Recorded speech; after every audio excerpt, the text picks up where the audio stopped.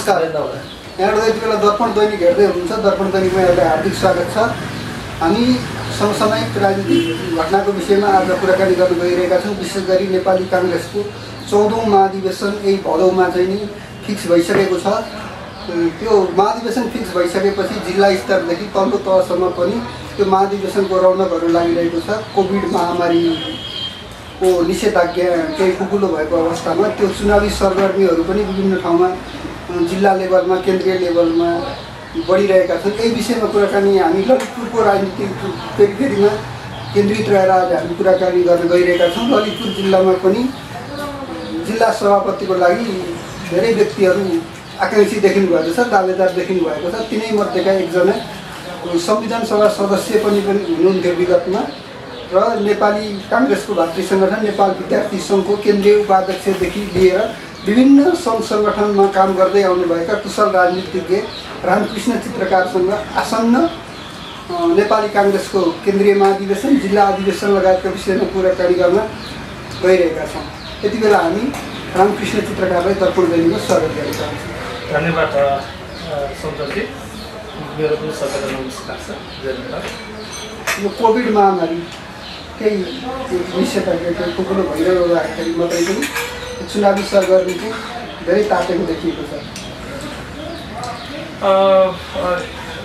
यो कोभिडको आक्रान्तले सबै नेपालीहरूलाई अत्यन्तै ठुलो समस्यामा जेलेको अवस्था छ।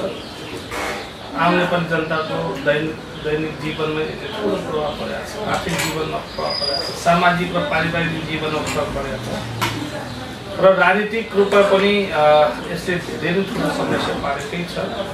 यद्यपि अब संवैधानिक सीमाहरूको कार्य गर्दाखेरि कानुनी सीमाहरूको कार्य गर्दाखेरि नेपाली काङ्ग्रेसको महाधिवेशन हुनै पर्ने एउटा अवस्था बनेको छ र त्यसको लागि नेपाली काङ्ग्रेसको महाधिवेशन भव्यतापूर्वक सम्पन्न गर्नको लागि नेपाली काङ्ग्रेसका कार्यकर्ताहरू अलिक सक्रिय भएको अवस्था छ र हामीले यो सक्रिय हुँदै गर्दाखेरि पनि हामीले हाम्रो स्वास्थ्यका मापदण्डहरूलाई पालन गर्ने कोसिस हामी गरिरहेका छौँ। त्यो संवैधानिक जटिलताहरू त छँदैछ। त्यसभन्दा बाहेक त्यो मोर्टालिटी, त्यो सङ्क्रमण दर अझै छ, केही मात्रै घटेको छ। त्यस्तो अवस्थामा यही अवस्था रहिरहेको कसरी सम्पन्न होला महाधिवेशन? अब यसको लागि एउटै मात्र अवस्था भनेको स्वास्थ्य मापदण्डमा पुरा गर्नु। स्वास्थ्य मापदण्डलाई कडाइतापूर्वक पुरा गर्दै अधिवेशनलाई सम्पन्न गर्नुपर्ने चुनौती छ, बाध्यताहरू छ। अब नेपाली काङ्ग्रेसको अधिवेशन पछि सर्न सक्ने अवस्था छैन। यहाँले भन्दा जस्तै संवैधानिक बाध्यताहरू छन्, त्यसका व्यवस्थाहरू छन्, त्यसलाई पुरा गर्नुपर्छ। त्यसमा लोकतान्त्रिक पार्टी नेपाली काङ्ग्रेस भएको कारणले नेपाली काङ्ग्रेसको अझ थप नैतिक दायित्व छ र त्यसलाई पनि पुरा गर्नुपर्ने छ। र यसको अहिलेको एउटै मात्र उपाय, अचूक यसको उपाय भनेको चाहिँ स्वास्थ्य मापदण्डलाई पुरा गर्ने। WHO ले जुन खालको स्वास्थ्य मापदण्ड निर्माण गरेको छ त्यसलाई पालना गर्दै, त्यसमा सचेत रहँदै अत्याधुनिक प्रविधिहरूलाई प्रयोग गर्न सक्ने अवस्थाको सिर्जना गर्दै यो अधिवेशनलाई सम्पन्न गर्नु जरुरी छ। त्यसको हामी सबै अत्यन्तै सचेत छौँ। त्यसको लागि हामी कोसिस गरिरहेका छौँ। अब यो जिल्ला तहमा केही कुरा गर्दाखेरि तपाईँ पनि सभापतिको प्रत्याशी भनेर समाचारहरू आइरहेका छन्। त्यो सामाजिक सञ्जालमा त्यो छ। अब 7जना 8जना जति दावेदारी देखिरहँदाखेरि तपाईँको दावेदारी के का लागि? मूलत अब महाधिवेशन नेपाली राजनीतिक कर्मीहरूको लागि एउटा पर्व जस्तै हो। नेपाली काङ्ग्रेसको यो महाधिवेशन पनि नेपाली काङ्ग्रेसका कार्यकर्ताहरूको लागि ठुलै चाड हो। यो स्वाभाविक रूपमा नेपाली काङ्ग्रेसमा ठुलो योगदान दिएका साथीहरू धेरै हुनुहुन्छ। विशाल पार्टी हो। पार्टी कार्यकर्ता साथीहरू पनि थुप्रै हुन्छ, नेता साथीहरू पनि थुप्रै हुनुहुन्छ। आकाङ्क्षा राख्नु स्वाभाविक छ। सबैको सङ्घर्षबाट आउनुभएको, आन्दोलनबाट आउनुभएको, लामो समयसम्म काङ्ग्रेसमा समर्पित भएर राजनीतिमा लाग्नुभएका साथीहरूले नेतृत्वको आकाङ्क्षा गरेर असोजमा हेर्न मिल्दैन भन्ने मलाई लाग्छ। त्यसलाई हामीले स्वाभाविक रूपमा लिनुपर्छ। त्यसलाई कसरी सम्वर्धन गर्न सकिन्छ, त्यसलाई कसरी यी साथीहरूलाई नेतृत्वमा स्थापित गर्न सकिन्छ। एउटा विधि बनेको छ, त्यो विधि अनुसार तपाईँको अगाडि बढ्ने कुरा हो। जहाँसम्म 8-9 जना ललितपुर जिल्लाको सन्दर्भमा 8-9 जना उम्मेदवारका आकाङ्क्षाहरूको कुरा गर्नुभएको छ, त्यसलाई हामीले सहज रूपमा लिनुपर्छ भन्ने कुरा लाग्छ। मैले सहज रूपमा लिएको छु। जहाँसम्म मेरो कुरा छ, मैले पनि त्यो इच्छा राखेको छु। औपचारिक रूपमा म सभापतिको उम्मेदवारै भनेर घोषणा गरिसकेको अवस्था छैन। तथापि जुन रूपमा माहौल बनिएको छ, परिस्थितिहरू निर्माण भइरहेको छ, पार्टीका साथीहरूले रामकृष्ण चित्रकार जरुरी छ भनेर आवाज उठाइरहनु भएको छ। त्यसलाई मैले सम्मान गरिरहेको छु, त्यसलाई मैले राम्रोसँग निहालिरहेको अवस्थामा म छु। त्यसो हुँदा स्वाभाविक रूपमा भोलि त्यो अवसर मैले प्राप्त गर्दै गर्दा, साथीभाइहरूको माया स्नेह र सद्भाव मैले प्राप्त गर्न सकेको अवस्था बन्दै गर्दा मैले ललितपुर जिल्लाको पार्टी सङ्गठनलाई नयाँ ढङ्गले लिएर जाने त्यो सोच, त्यो जमर्को मैले गरिरहेको छु। त्यसको त्यो तयारी मैले गरिरहेको छु। पार्टीलाई जुन ऐतिहासिक रूपमा जो काङ्ग्रेसको नेतृत्वमा एउटा उपलब्धि हामीले हासिल गरेका छौँ, त्यो सायद त्यो शासनको क्रान्तिको कुरा होस् या 46 सालको जनआन्दोलनबाट प्राप्त गरेको राजनीतिक उपलब्धिको कुरा होस् या 62 सालको जनआन्दोलन दोस्रोबाट हामीले प्राप्त गरेको संहिताको विषयमा होस्, गणतन्त्रको विषयमा होस्, त्यसलाई हामीले बृहत रूपमा त्यसको लोकतान्त्रिक मूल्यलाई स्थापना गर्ने विषयमा होस्, नेपाली काङ्ग्रेसको नेतृत्वमा यी परिवर्तनहरू भएका छन्, यी राजनीतिक उपलब्धिहरू हासिल भएका छन्। त्यसलाई कसरी जनतासँग जोड्ने अहिलेको सबभन्दा ठुलो चुनौती त्यो छ।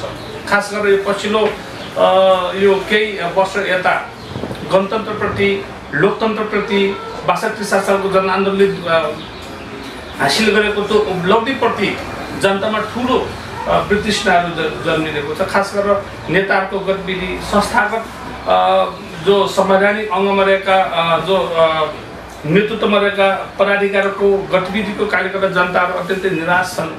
उनीहरूमा एउटा खालको ब्रिटिसमा जगेको छ, पद्धतिमै व्यवस्थामै तपाईँको ब्रिटिसमा जाने अवस्था सिद्ध भइरहेको छ।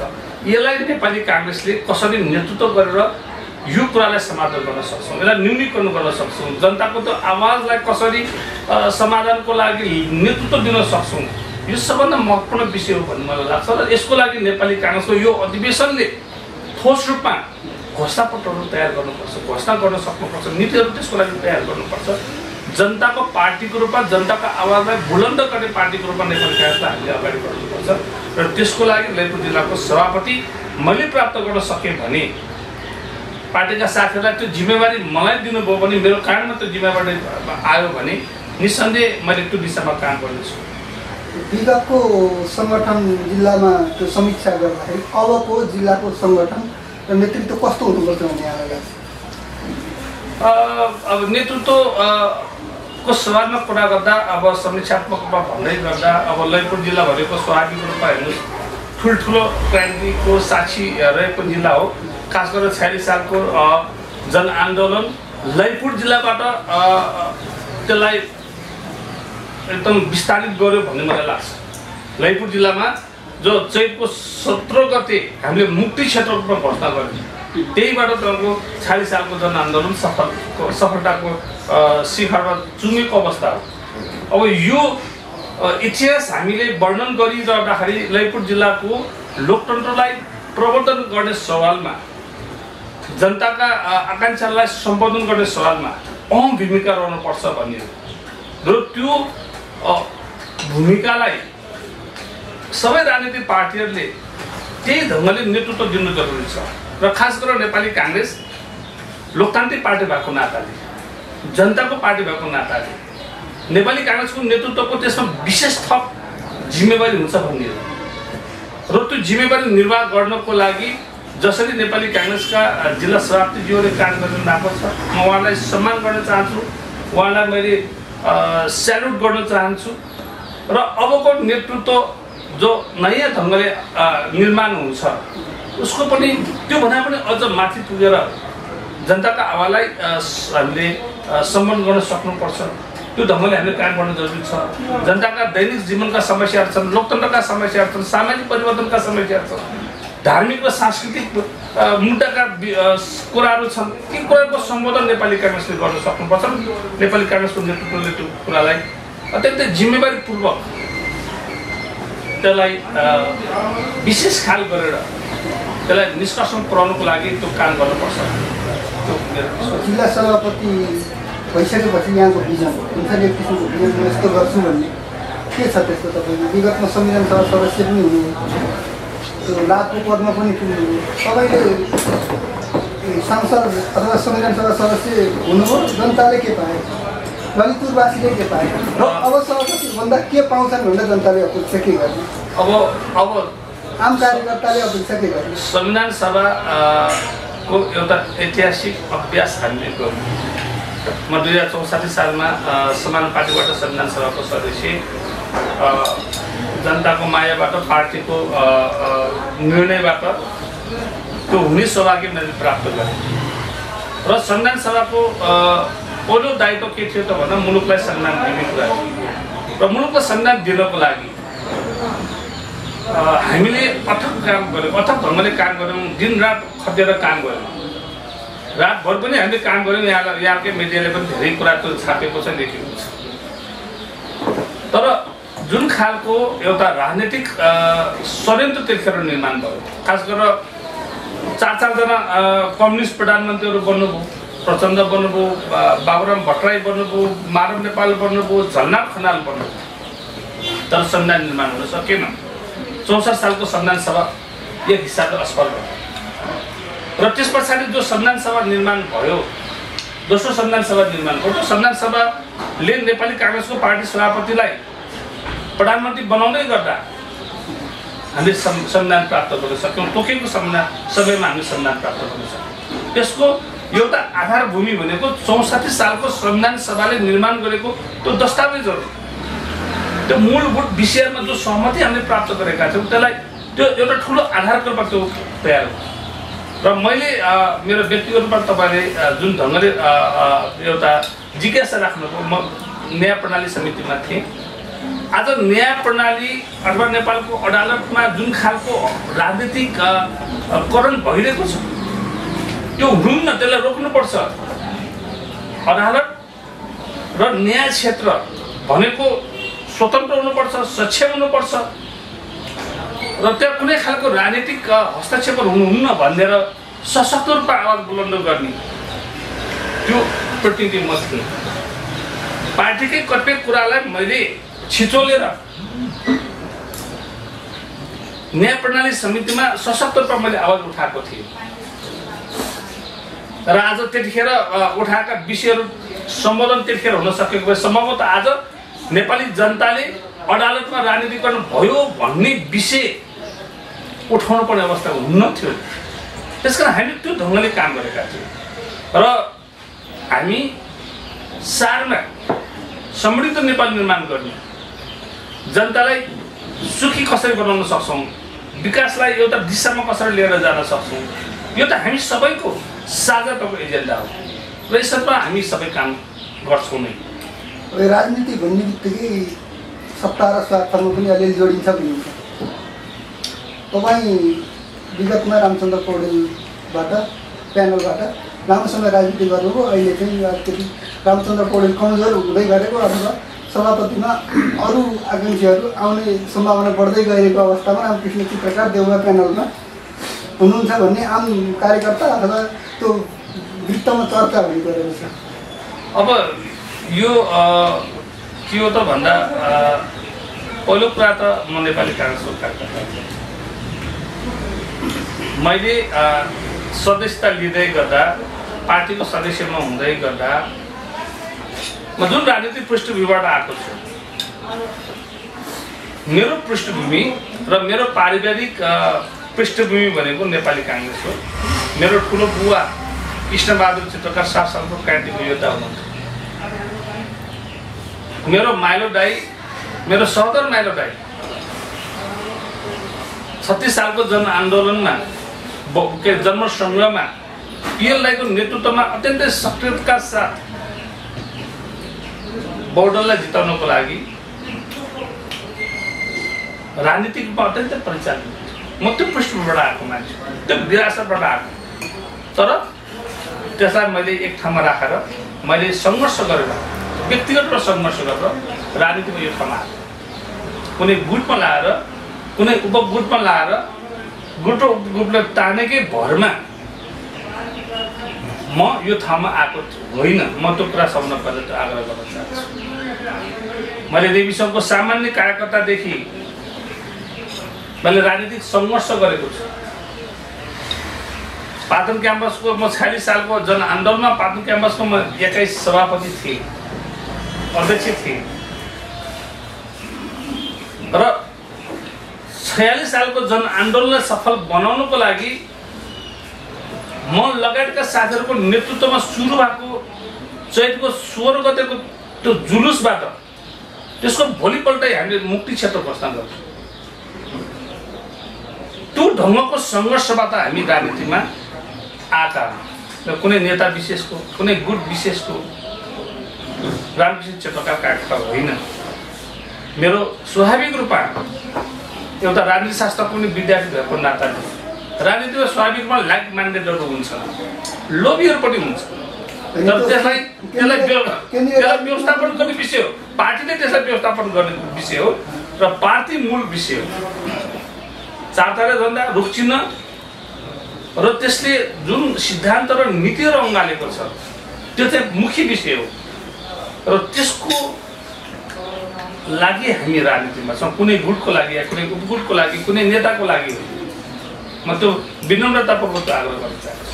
यद्यपि यो ठुलो पार्टी पनि भइरहँदाखेरि माथि केन्द्रमा पनि विभिन्न गुट उपगुट हुँदाखेरि तलका कार्यकर्ताहरूलाई पनि यो पार्टी भनेर मुस्ने गरिन्छ, त्यसलाई त स्वीकार्नुपर्छ नि।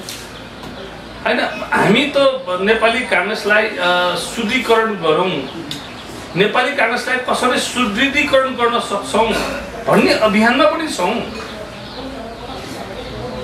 तपाईँको पार्टीभित्र भ्रष्टाचार देखियो भन्ने ठुलो आवाज पनि छ।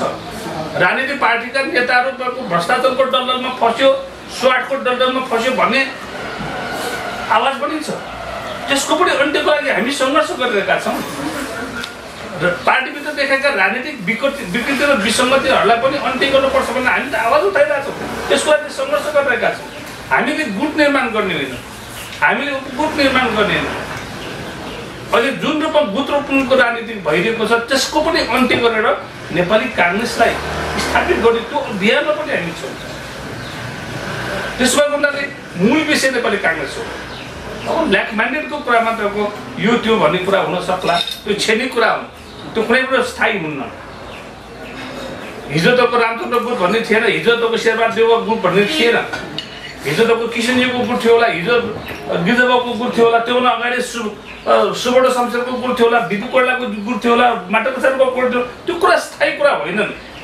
यो त लाइक माइन्डेडको हिसाबले इस्युमा, मुद्दामा, देशको आवश्यकतामा, छलफलमा आफ्नो अभिमत प्रकट गर्ने विषयहरू हुन्, जसलाई हामीले अन्य ढङ्गले परिभाषित गर्ने, अन्य ढङ्गले त्यसलाई व्याख्या गर्न जरुरी हुँदैन भन्ने मलाई लाग्छ। अब यो राजनीतिमा अन्तर्घातका कुराहरू पनि नेपाली काङ्ग्रेसमा सबभन्दा बढी आउने गर्छन्। तपाईँ पनि 74 सालको निर्वाचनमा अन्तर्घातको आरोपमा त्यो कारबाहीको सिफारिसमा पनि पर्नु भएको थियो, पछि कारबाही खुकुवा भयो। यस्तो किन हुन्छ पार्टीमा? अब यहाँकै प्रश्नमा त्यसको उत्तर पनि छ। सिफारिस जसले गरेको थियो फिर्ता उहाँले नै लिनुभयो। जिल्ला कमिटीले सिफारिस गरेको थियो, जिल्ला कमिटीले फिर्ता लियो भन्दा अन्तर्घात भएको थिएन भन्ने कुरा त्यसले पुष्टि गर्छ गर्दैन। त्यसो भएको हुँदा एउटा राजनीतिक पूर्वाग्रहको आधारमा केही व्यक्तिहरूको कसैको राजनीतिलाई सिद्ध्याउने नाममा लगाएका लान्छनाहरू हुन्थे। मैले 2 नम्बर क्षेत्रको बारेको कुरा गर्ने हो भने नेपाली काङ्ग्रेसका आदरणीय नेता, पूर्व पार्टी जिल्ला सभापति, पूर्व उपमेयर, पूर्व सांसद माननीय चन्द्र महर्जनजी 2 नम्बर क्षेत्रको उम्मेदवार हुनुहुन्थ्यो। म पनि त्यसको दावेदार थिएँ, सशक्त दावेदार थिएँ। सिटिङ एमपीलाई टिकट दिने भन्ने पार्टीको निर्णय गरेपछि उहाँलाई टिकट दिइयो। हामीले त इमान्दारपूर्वक सहयोग गऱ्यौँ। सम्पूर्ण रूपमा तपाईँको सहयोग गर्यौँ। त्यो राजनीतिक संस्था स्वयं तपाईँको उम्मेदवारले उहाँले तपाईँको समीक्षात्मक मिटिङमा चुनाव हारिसकेपछिको पार्टीको समीक्षात्मक मिटिङमा उहाँले रामकृष्ण चित्रकार लगायत सबैले मलाई सहयोग गरेको छ भनेर उहाँले बोल्नु भएको छ, माइनिङमा दस्तखत गर्नु भएको छ, केन्द्रीय कार्यालयमा प्रतिवेदन पठाउनु भएको छ। र के आधारमा पार्टीको जिल्ला कमिटीले कारबाही गर्न सिफारिस गर्यो र पार्टीको जिल्ला कमिटीले सिफारिस गर्दै गर्दाखेरि प्राकृतिक सिद्धान्तका नियमहरू त्यहाँ पालना भयो कि भएन, त्यसमा लगाएका आरोपहरूको बारेमा जानकारी गराइयो कि गराइएन, त्यसको तपाईँको स्पष्टीकरण लिने काम गर्यो कि गरेन, त्यसको तपाईँको ठिक ढङ्गले त्यसको छानबिन भयो कि भएन, यी सबै कुराहरू त्यहाँ थिए। र अन्ततगत सबभन्दा मूल कुरा भनेको राजनीति थियो। पार्टीको सङ्गठन जीवनलाई कसरी ठिक ढङ्गले लिएर जाने, न्यायका कुरा के थिए, के हुन्, सत्य कुरा के हुन् भन्ने कुरा पनि त्यहाँ थिए। र 2 नम्बर क्षेत्रमा स्वयं उम्मेदवारले मलाई कसैले अन्तर्घात गरेको छैन, मलाई सबैबाट तपाईँको सहयोग प्राप्त भएको छ भनेर भनिरहनु भएको अवस्था, लिखित रूपमा भनिरहनु भएको अवस्था। अब यो स्थितिमा 2 नम्बर क्षेत्रका कार्यकर्तालाई कार्यको लागि सिफारिस गर्नु भनेको त साह्रै त्यो अमिल्दो कुरा थियो, अन्यायका कुरा थिए, ती पूर्वाग्रहका कुरा थिए। 11 मान्छेहरूको रामकृष्ण चित्रकार लगायत केही मान्छेलाई तपाईँको उनीहरूको राजनीतिक जीवनै सखाप गरिदिनुपर्छ भन्ने त्यो षड्यन्त्रको सोचबाट उत्पन्न भएका थिए। टिक्न सकेन। अब सबै पार्टीहरूमा तपाईँले देख्नु भएको अन्तर्द्वन्द्व भन्दा पनि कतै सवालमा मतमतान्तरहरू हुन्छन्, फरक मतहरू हुन्छन्। अझ प्रजातान्त्रिक पार्टी नेपाली काङ्ग्रेस भएको नाताले स्वाभाविक रूपमा यहाँ धेरै विचारहरू यहाँ छन्, धेरै सोचहरू छन्, कार्यशैलीका भिन्नताहरू यहाँ छन्। यसलाई सहज रूपमा लिन सक्नुपर्छ। यसलाई व्यवस्थापन सही रूपमा कसरी गर्ने भन्ने कुरा त्यो मूल विषय थियो। व्यवस्थापन कसरी गर्ने सबभन्दा आवश्यकको विषय थियो। त्यसो भएको यसलाई विवाद छ, यसमा सङ्घर्ष छ, यसमा तपाईँको यो छ र ऊ छ भनेर निराशा उत्पन्न गर्ने कुरै छैन। यसलाई हामीले सहज रूपमा लिएका छौँ, स्वाभाविक रूपमा लिएका छौँ। स्वयं पार्टी जिल्ला कमिटीले जसले सिफारिस गरेका थिए त्यो जिल्ला कमिटी आफैले त्यो कुरालाई फिर्ता लिइसकेको छ, खण्डन गरिसकेको छ। त्यसकारण यसलाई तपाईँको एजेन्डा बनाउनु पर्ने, यसलाई मुद्दा बनाउनु पर्ने, यो विषयमा त्यत्रो ठुलो चर्चा गर्नुपर्ने म कुनै आवश्यकता देख्दिनँ। अब जिल्ला अधिवेशनको समयमा अब माहौल तातिरहेको छ, धेरै आकाङ्क्षीहरू देखिरहँदाखेरि सर्वसम्मत रूपमा नेतृत्व चयन हुने अवस्था के कति देख्नुहुन्छ? अब यो आवश्यकताको सिद्धान्तबाट तय हुने विषय हो। मैले भनिरहेको छु, केही हप्तादेखि मैले बोलिरहेको छु, को व्यक्ति पार्टीको लागि जरुरी व्यक्ति हो, को व्यक्तिले पार्टीमा सङ्घर्ष गरेको छ, को व्यक्तिले पार्टीलाई निर्माण गर्नको लागि खटिरहेको छ र भोलि पनि खट्न सक्छ, को व्यक्तिले पार्टीलाई का सम्पूर्ण तबकालाई नेतृत्व दिन सक्छ र कसले नेपाली जनताले खोजेको परिवर्तनलाई संस्थागत गर्नको लागि भूमिका निर्वाह गर्न सक्छ र ललितपुर जिल्लालाई दोहोऱ्याउन सक्ने नेता को यो अधिवेशनले तय गर्ने विषय। यसमा पार्टीभित्र विस्तृत रूपमा तपाईँको छलफल हुन्छ, अन्तर्क्रिया हुन्छ, विवेचना हुन्छ र त्यो हुँदै गर्दा सरसम्मत पनि हुन सक्ला, कुनै व्यक्तिको नाममा सरसम्मत पनि हुन सक्ला र सरसम्मत हुन सकेन भने स्वच्छता प्रतिस्पर्धा पनि होला र स्वच्छता प्रतिस्पर्धा हुँदै गर्दा जसलाई सबभन्दा बढी पार्टीका साथीहरूले प्रतिनिधि साथीहरूले रुचाउनु सायद पार्टी स्वार्थी होला। त्यो पार्टीको विधानमा विधिहरू तय गरेका छन्, त्यसका प्रक्रियाहरू प्रष्ट छन्, त्यो विधि र प्रक्रियाबाट नेतृत्व निर्माण होला। अब 1 नम्बर क्षेत्रबाट 29 नम्बर अर्जन हुनुहुन्छ, 3 नम्बर क्षेत्रबाट यता जितेन्द्र मल्लिक उहाँहरू पनि तयारीका साथ लागिरहनु भएको छ। अब तपाईँ पनि त्यो 2 नम्बर क्षेत्रबाट एउटा बलियो उम्मेदवारको रूपमा अगाडि बढिरहँदाखेरि उहाँहरूलाई कसरी मिलाएर लैजानुहुन्छ भने तपाईँको के योजना छ? पहिलो कुरा त म क्षेत्रको उम्मेदवार होइन, म सिङ्गै पार्टी जिल्लाको उम्मेदवार हुँ। पार्टीको जिल्ला सभापतिको लागि म सिङ्गै ललितपुर जिल्लाको प्रतिनिधित्व गर्छु भन्ने म पहिला त्यो सन्देश म प्रवाह गराउन चाहन्छु। दोस्रो कुरा, नेपाली काङ्ग्रेस पार्टीलाई सशक्त पार्टी बनाउनु पर्यो, प्रभावकारी पार्टी बनाउनु पर्यो, जनताको पार्टी बनाउनु पर्यो। यो कुरालाई कसले सम्बोधन गर्न सक्छ भन्ने कुरा सबभन्दा महत्त्वपूर्ण विषय हो। जसले सक्छ उहाँ निश्चित रूपमा बन्नुहुन्छ। रामकृष्णले सक्छ रामकृष्ण बन्ला, अरू साथीहरूले सक्नुहुन्छ अरू साथीहरू बन्नु होला। हाम्रा पार्टीका साथीहरू, हाम्रा भोलि आउने प्रतिनिधि साथीहरू अत्यन्त राजनीतिमा सचेत हुनुहुन्छ, राजनीतिक चेतनाले भरिपूर्ण साथीहरू आउनुहुन्छ, सङ्घर्षबाट खारेका साथीहरू आउनुहुन्छ। त्यसकारण म प्रतिनिधि साथीहरूको विवेकमाथि कुनै प्रश्न चिन्ह खडा गर्न चाहन्छु। त्यो उहाँहरूको अधिकार हो। अधिवेशनको त्यो हलमा उहाँले जे निर्णय गर्नुहुन्छ त्यो निर्णय नै सदर हुने हो, त्यो निर्णयलाई सबैले स्वीकार गर्ने हो। त्यसो हुनाले म के आग्रह गर्न चाहन्छु त भन्दा, कुनै उम्मेदवार कुनै क्षेत्र विशेषको मात्र हुन सक्दैन।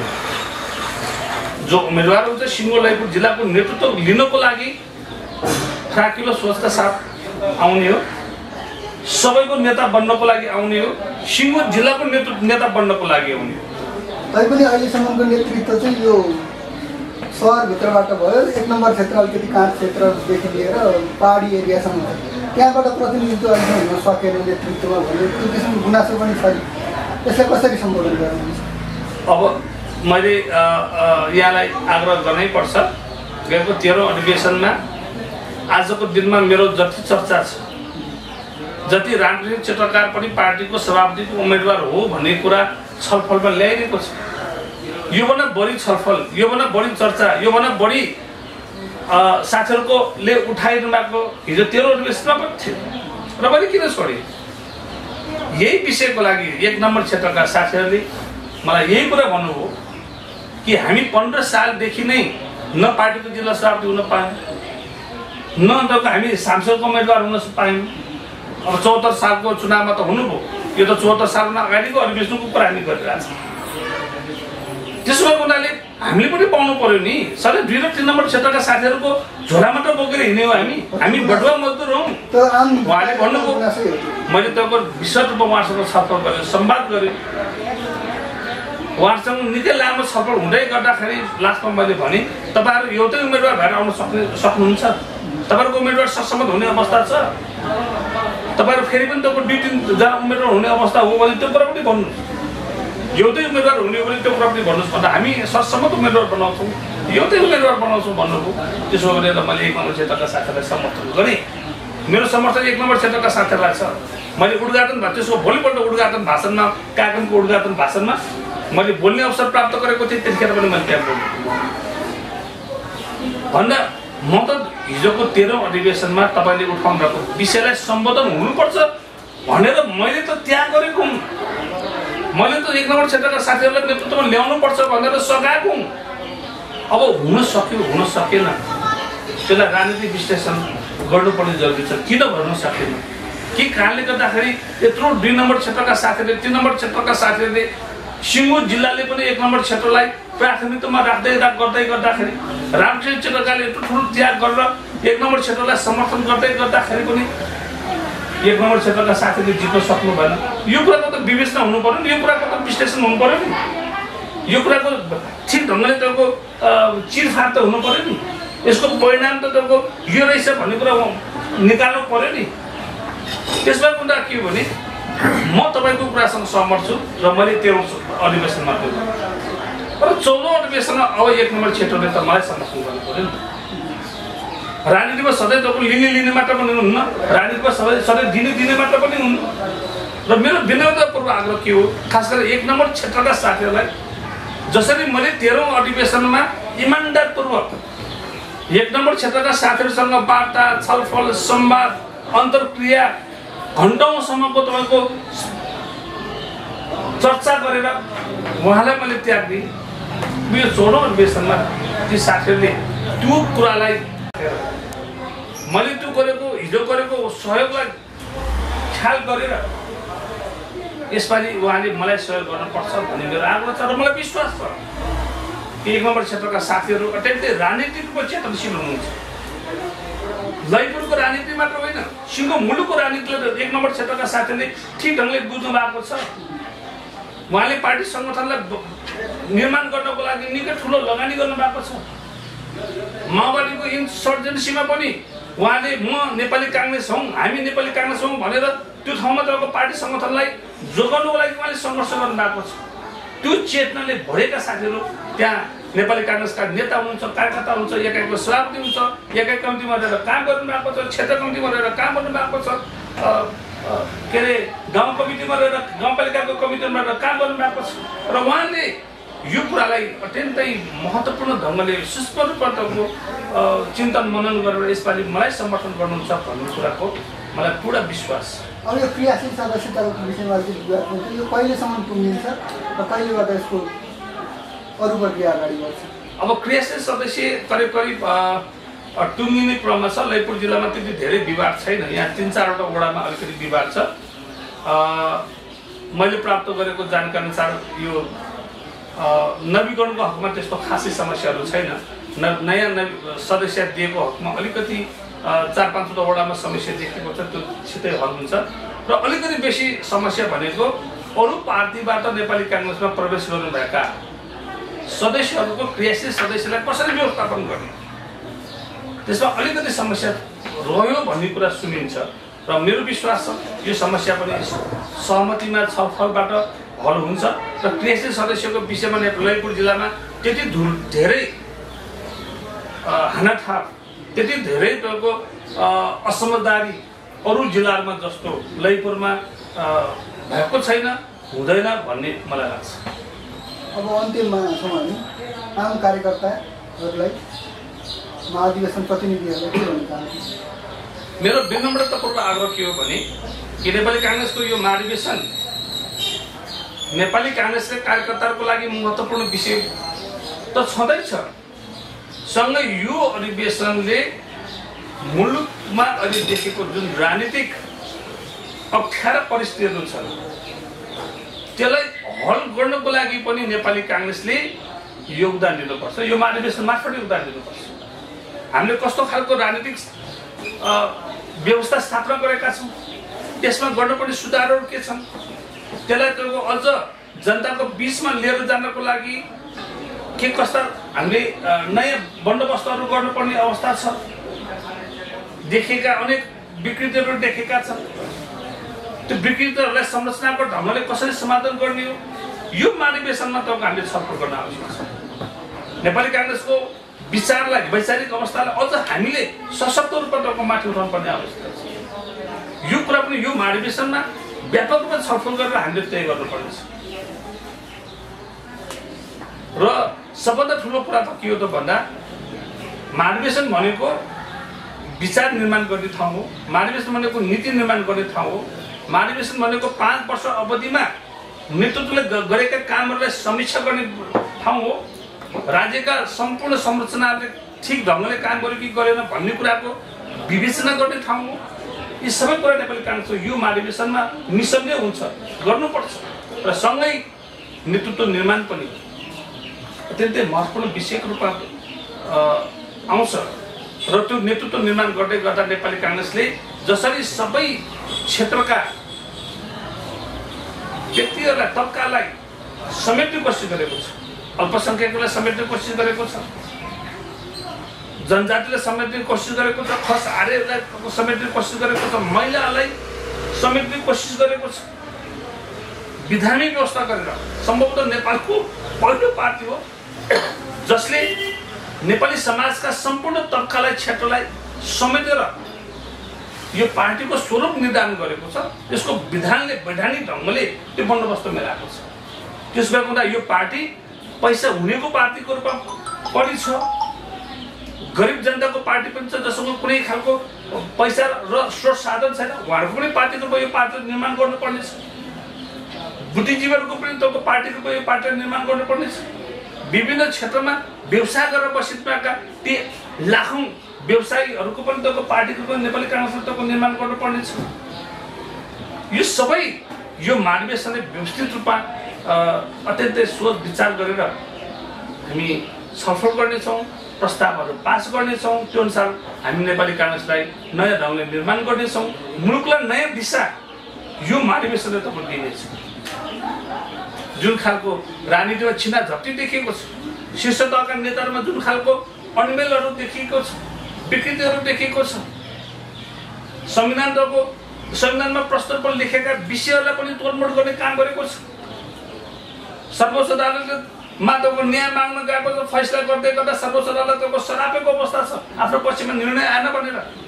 यी सबै कुरालाई नेपाली काङ्ग्रेसका लाखौँ कार्यकर्ताहरूले यो अधिवेशनमा व्यापकमा छलफल गरेर एउटा नयाँ जनमत निर्माण गर्नेछ, देशलाई एउटा नयाँ सन्देश प्रभाव गर्नेछ र लोकतन्त्रलाई नयाँ ढङ्गले खरो रूपमा अगाडि बढाउनुको लागि ठोस योगदान यो महाधिवेशनले दिनेछ र हामी त्यसको लागि काम गरिरहेका छौँ। हामी नेपाली काङ्ग्रेसका सम्पूर्ण कार्यकर्ताहरू अत्यन्तै चिन्तन गरिरहेका छौँ, विस्तृतको छलफल गरिरहेका छौँ, अन्तर्क्रियाहरू हामी गरिरहेका छौँ।